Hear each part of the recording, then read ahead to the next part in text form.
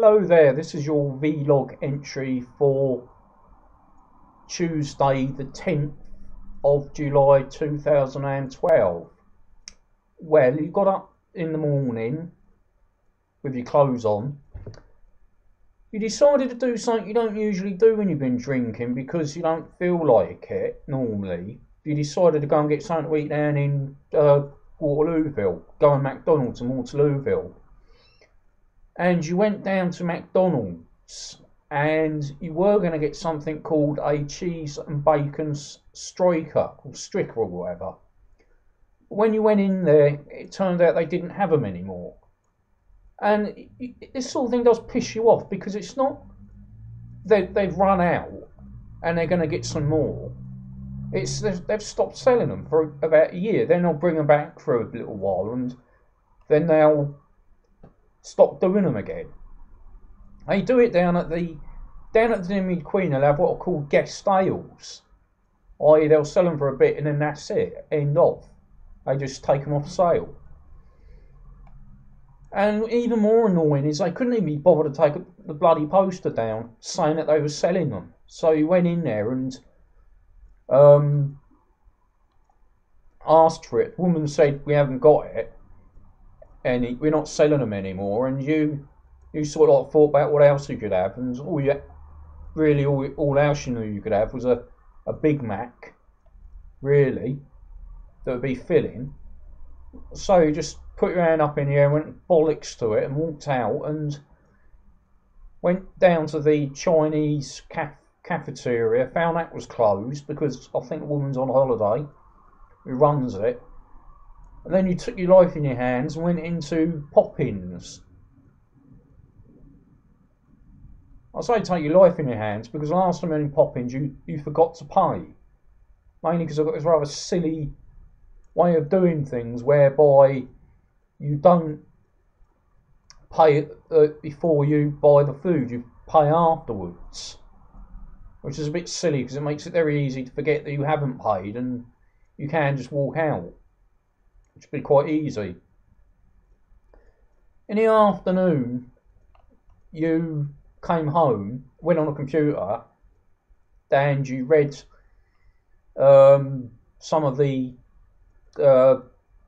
Guardian website page for yesterday, and you ended up reading Charlie Brooker's column, which is pretty stupid. It was about why doesn't Andy Murray ever smile? Well, if he hadn't written the thing that night before the bloody tennis match on Sunday, even though why he wasn't smiling. You also read Pamela Stephen Connolly's sexual healing column for that week, and it was about two people a man and a woman who, though they'd been abused by her father when they was a child, she wanted a sexual relationship with him, and he didn't, he said it felt a bit weird, but should he do it? Because he'd already been to bed with her once, and he said he enjoyed it.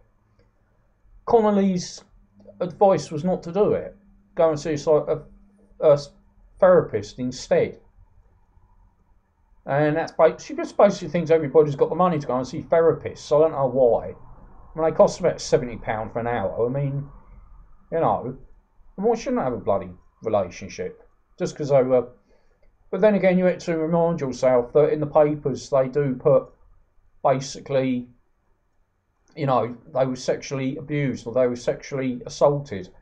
They don't actually put the whole story, like maybe she was masturbated with a bottle or something. Or maybe the thing was they were both forced to have sex with each other whilst his dad watched. If that's the case, maybe they shouldn't be having a relationship, having sex, but, And you played with Sandra.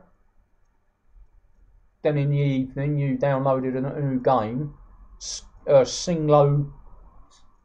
Slinglow Quest Egypt, I think it's called, and you decided tomorrow you'll buy it, which is today, and you played with Sandra, and then a bit later on you had something to drink. Watched Business Cell Block H and had something to drink, and that was it. You fell asleep on the sofa, woke up, and then laid on your bed and went to sleep. And that was the end of the day.